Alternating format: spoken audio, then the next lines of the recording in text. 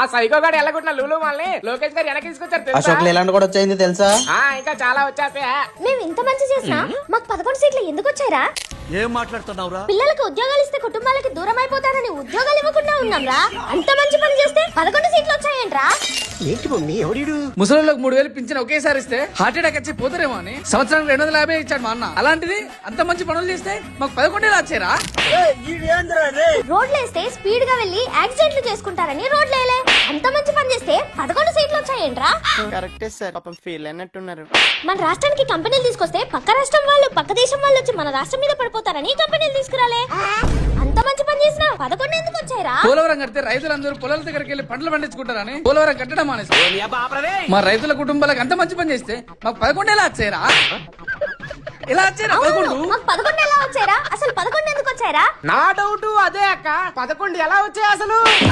Single digit ఈసారి.